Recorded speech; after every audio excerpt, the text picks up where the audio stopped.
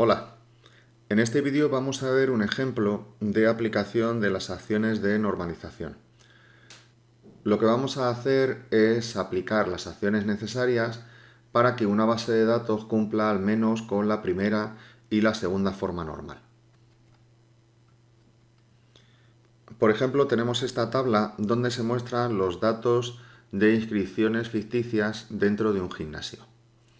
Así, por ejemplo, tenemos que entre el mes de marzo, abril y mayo, Ana Montesinos, con este número de teléfono, este email, esta dirección y esta edad, y una lesión de menisco, se ha inscrito en fitness, en la actividad de fitness, que se desarrolla en la sala azul los días laborables de 17 a 18:30, cuya actividad es dirigida por la monitora Andrea Molina, que tiene estos números de teléfono y esta dirección. Así, cada uno de los registros de esta tabla pues indica una inscripción de un cliente en una actividad y los datos de un monitor. Te sugiero que hagas una pausa en el vídeo para que examines estos datos. Como habrás observado, aparecen múltiples datos repetidos, como los datos de los clientes o los datos de las actividades o los datos de los monitores. También habrás visto que hay datos que no son homogéneos, como por ejemplo los datos de la descripción del horario o los datos de las fechas de inscripción. El objetivo de la normalización es reducir la repetición de datos al mínimo posible, hacer que esos datos sean homogéneos para evitar los errores y que puedan luego posteriormente ser consultados. Una primera acción que deberíamos realizar es la de separar los grupos de datos relacionados en nuevas tablas para evitar sus repeticiones.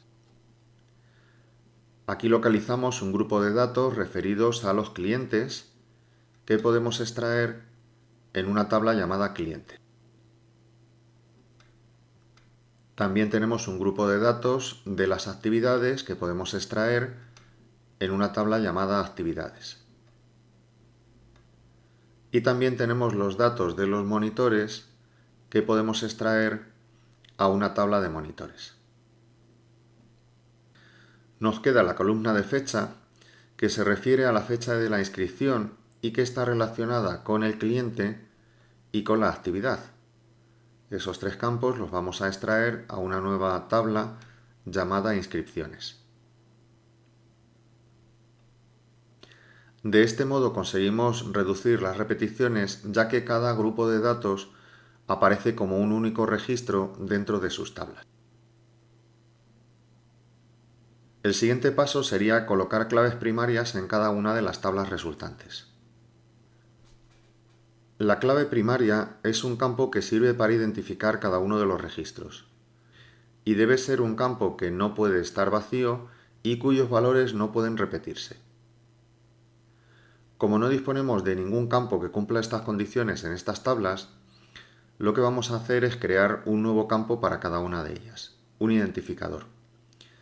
Normalmente se suele poner un campo autonumérico y que se rellena por sí solo. En la tabla de clientes colocaremos el identificador de cliente.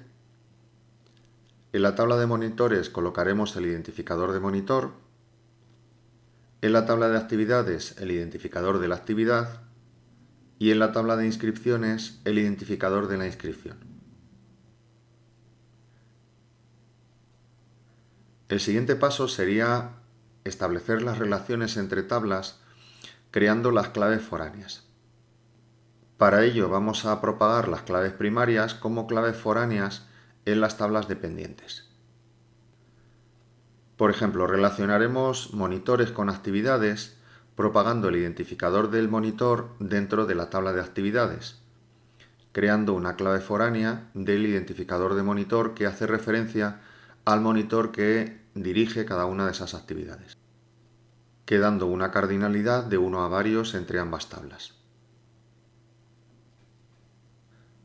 También relacionaremos la tabla de clientes con la tabla de inscripciones, haciendo una propagación de la clave primaria del identificador de cliente dentro de la tabla de inscripciones. En este caso sustituimos el nombre del cliente por el identificador del cliente como clave foránea, quedando también una cardinalidad de 1 a varios.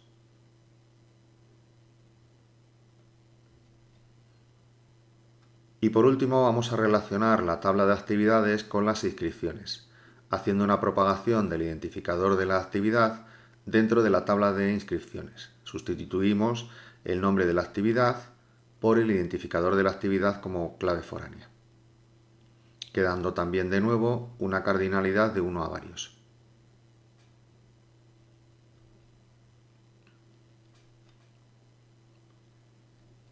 Bien, voy a reordenar estas tablas y a continuación vamos a comenzar a separar los campos multivalor. A veces, algunos registros tienen varios valores dentro del mismo campo, entonces sería conveniente dividir ese campo en varios campos. En nuestro caso tenemos varios teléfonos dentro de la tabla del monitor. Lo adecuado sería tener varios campos de teléfono, teléfono 1 y teléfono 2. De este modo sería mucho más fácil localizar un teléfono y relacionarlo con otras aplicaciones de marcado automático. Otra acción es la atomización de campos que están compuestos por datos de diferentes tipos. Un caso muy típico son los nombres de las personas, compuestos de nombre y apellidos. En nuestro caso, nombre y un apellido. Esos nombres deberían estar separados en dos, en el campo de nombre y en el campo de apellido. De este modo, las búsquedas por nombre o por apellido serían mucho más sencillas. Otro caso típico es el de las direcciones, compuestas por calles, números, códigos postales, provincias y poblaciones. En nuestro caso, esos datos están mezclados y no tienen un formato homogéneo, con lo cual sería adecuado separarlo en diferentes campos: el campo de vía, el campo de número, población, código postal y provincia. Así facilitaríamos las búsquedas por provincia, por población o por código postal.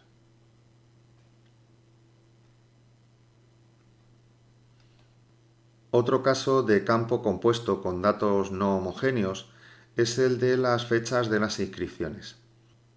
Aquí podríamos separar esto en dos campos, indicando una fecha de inicio y una fecha de finalización, haciendo que los datos sean mucho más homogéneos y que puedan realizarse búsquedas y comprobaciones de las inscripciones activas.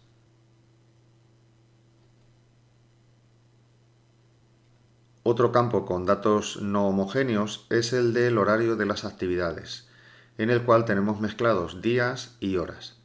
Sería conveniente separar por un lado los días, la hora de inicio y la hora de finalización.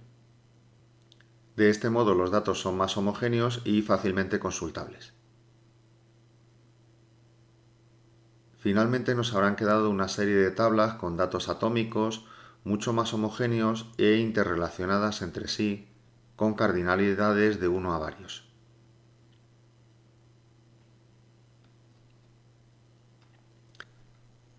Si comparamos los datos originales con las tablas resultantes, vemos que hemos reducido la cantidad de datos, los datos son mucho más homogéneos, están mejor ordenados y se evitan los datos confusos. También se facilitan las búsquedas y la comparación de datos. Estas tablas tienen unos campos mucho más racionales y ya nos pueden servir como modelo para la creación física de la base de datos.